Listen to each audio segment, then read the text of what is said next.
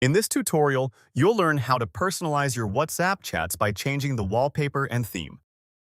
To begin, open the Settings menu in WhatsApp to access customization options. Next, switch to the Groups tab to focus on group chats for theme changes. Select the Chat Theme option to start customizing your chat's appearance.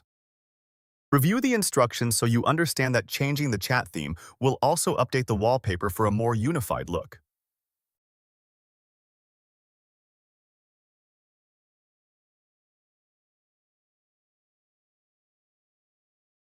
Now, choose a date using the Today button if prompted. Then confirm your selection by clicking Set Wallpaper to apply the new background. Finally, select your preferred theme, such as the plant design, to complete your chat customization.